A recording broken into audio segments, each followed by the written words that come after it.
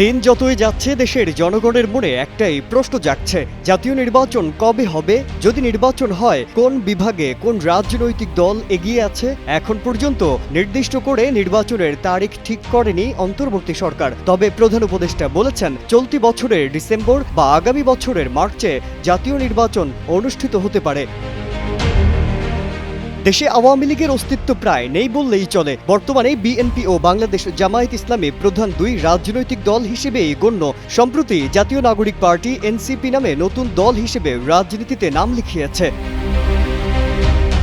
এদিকে বেসরকারি প্রতিষ্ঠানের চালানো এক জরিপে দেখা গেছে, এই মুহূর্তে ঢাকা বিভাগে বিএনপি ৪৪.৭%, বাংলাদেশ জামায়াত ইসলামী 25.5%, আওয়ামী লীগ 18.5%, ছাত্র সমর্থিত পার্টি 5.4% এগিয়ে। চট্টগ্রাম বিভাগে বিএনপি 47.8%, বাংলাদেশ জামায়াত ইসলামী 27.3%, আওয়ামী লীগ 11.1%, ছাত্র সমর্থিত পার্টি 7.4% এগিয়ে।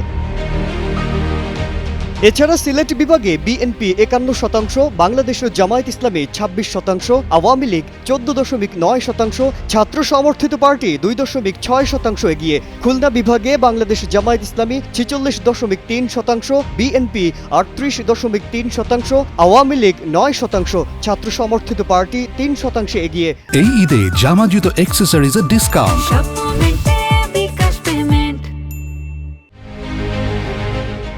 রাজশাহী বিভাগে বিএনপি 42.7%, বাংলাদেশ জামায়াত ইসলামী 35.5%, আওয়ামী লীগ 12.9%, ছাত্র সমর্থিত পার্টি 6.6% এগিয়ে। রংপুর বিভাগে বাংলাদেশ জামায়াত ইসলামী 44.9%, বিএনপি 21.7%, আওয়ামী লীগ 9.2%, ছাত্র সমর্থিত পার্টি 3.8% এগিয়ে।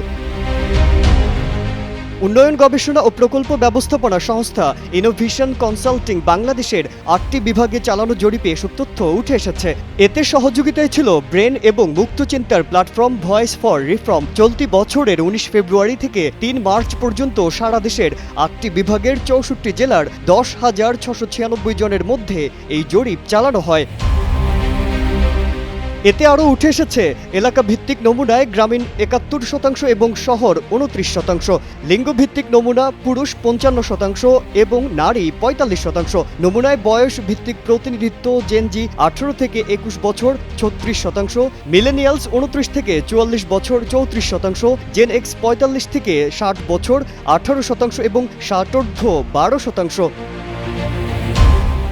জরিপের ফল আরও বলছে, ইসলামী আন্দোলন বাংলাদেশ 2.6%, জাতীয় পার্টি 1%, গণ অধিকার পরিষদ 0.5%, গণসংহতি আন্দোলন 0.2% এবং অন্যান্য দল 3.3% ভোট পাবে। সম্প্রতি এক অনুষ্ঠানে ইনোভেশন কনসাল্টিং এর ব্যবস্থাপনা পরিচালক বিষয়টি নিশ্চিত করেছেন। মাজহারুল আলম, কালের কণ্ঠ।